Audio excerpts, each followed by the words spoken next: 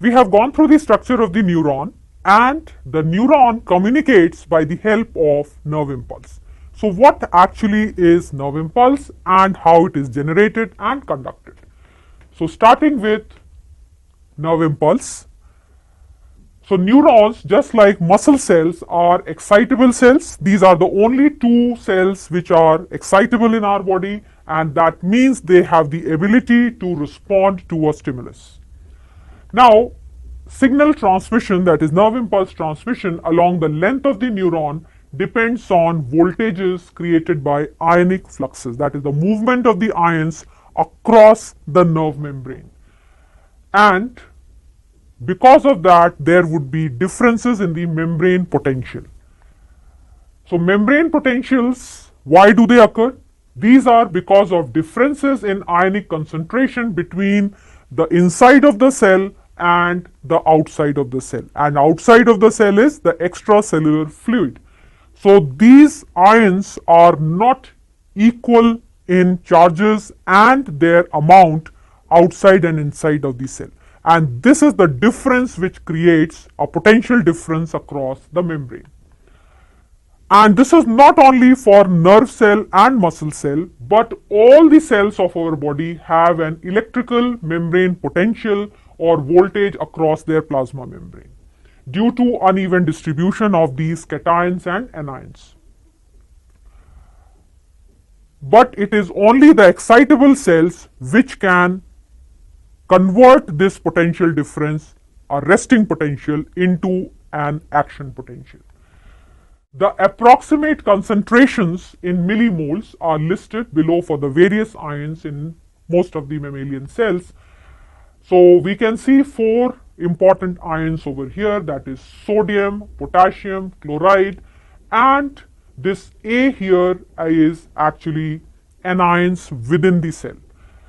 So inside the cell you will find that sodium is comparatively quite less and potassium is high. Of course, you needn't learn these figures. This is just given for reference so that you know which ions are more and which are less, and so on. Accordingly, chloride, we'll find that it is lesser inside the cell, but it is in much greater amount outside the cell. And as far as these anions are concerned, they are majorly present inside the cell, and this value is not applicable for extracellular fluid. And what are these anions actually inside the cell? These are large organic molecules, especially the proteins, and some inorganic ions also are there, like sulfates, phosphates.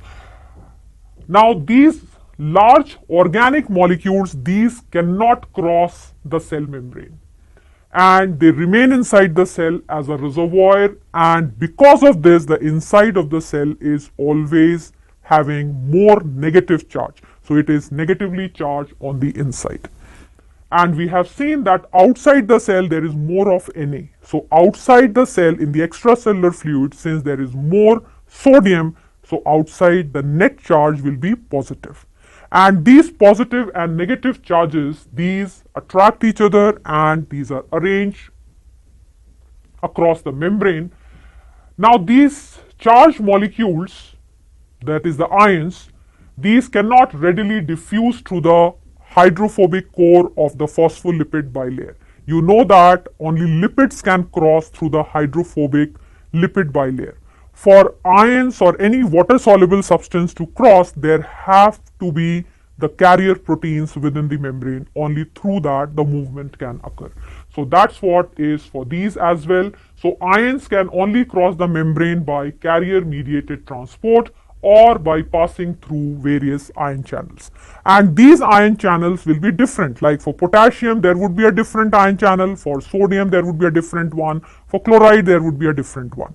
Because after all, proteins will allow according to the affinity for a particular ion to move through it.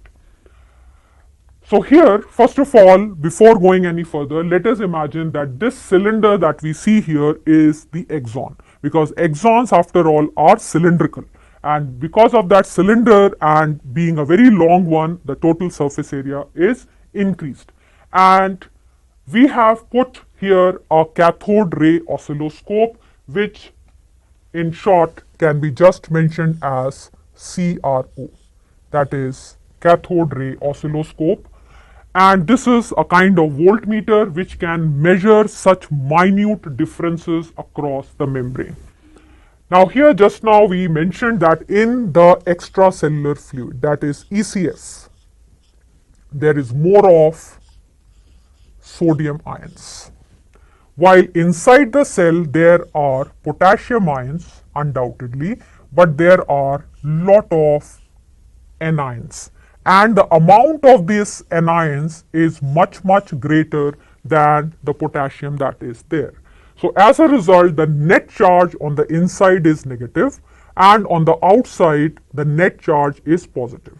Although in the outside ECF there is also chloride ions, but again the amount of Na is greater. As a result, the net charge is positive, and these positive and negative charges will be arranged across the membrane. So here we can just put like this, the charges are arranged like this, and there would be a potential difference across the membrane.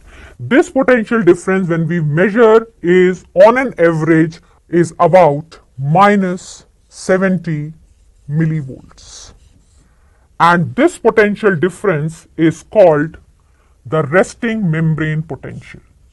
In short, we can just write it as RMP, that is resting membrane potential. And in the axon membrane, or any membrane of the cell for that sake, there are number of ion channels, and these ion channels are more for potassium. So since potassium is in excess inside the exoplasm, it tends to leak out. So this potassium leaks out into the ECF. There are very few negligible ion channels for sodium. So sodium also tends to move in, but that would be much lesser. So what happens as a result, that this resting membrane potential is disturbed. So even in a resting neuron or any resting cell for that sake, the resting membrane potential is being disturbed because excess leakage of potassium is occurring, while the inward movement of sodium is less. And to maintain that in the membrane, there is a sodium pump, which can be also mentioned as sodium potassium ATPase. So this is a sodium pump. Now this pump, on expenditure of 1 ATP, it pumps out 3 Na and takes in 2 K. So this pump is called an electrogenic pump, because this pump is maintaining the resting membrane potential, and in such a way so that the inside is always maintained negative. Now the origin of this pump can be taken back to the origin of animals which occurred in seawater, where the outside medium was having abundant salt. So there was always that excess of Na moving into the cell. And since animal cells do not have any plasma membrane, so what would happen? Because of excess salt inside the cell, water will move in by osmosis and the cell will then burst. So to pump out all that sodium which the animal was gaining, there was the evolution of these sodium pumps. And these sodium pumps are present in each and every cell of our body, and this is continuously maintaining the resting membrane potential by pumping out Na and taking in K. And this is active process. While the movement or the leakage of potassium that is taking place, that is simply along the electrochemical gradient. So this is a kind of facilitated diffusion, because after all it is taking place through carrier mediated channels. And same way, the incoming of Na in a resting membrane is also by facilitated diffusion. So from here, next we can move ahead with it, that in the axonal membrane or the nerve membrane, these ion channels, these are integral membrane proteins which allow a specific ion to cross the membrane. And these may be passive, as we have seen the leak channels, these are passive, and they may be gated, requiring the stimulus to change into an open conformation. So here there can be these ion channels, we can categorize them into two types, that is the leak channel, or these may be gated. So here these channels, these are selective for specific ions such as different channels for Na, K and Cl, and membranes are more permeable to K because there are more number of potassium leak channels. And when we say more permeable, that means the channels are more in number. So all cells in the body exhibit the properties of membrane potential. However, it is only the excitable cells which can change their membrane potentials in response to the stimulus.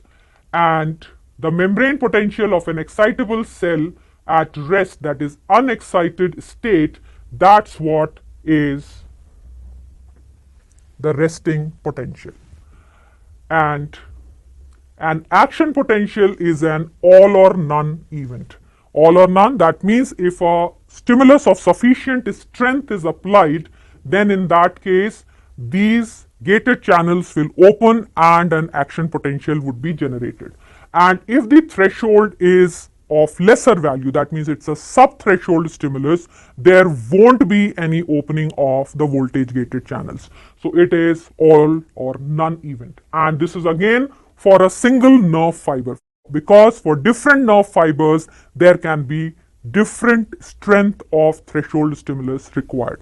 So for one neuron which is threshold, for another neuron it might be sub-threshold. So the entire process of nerve impulse, we can take it step by step, where we will put it into 4 different categories or 4 different phases. So let us take up this nerve impulse in detail.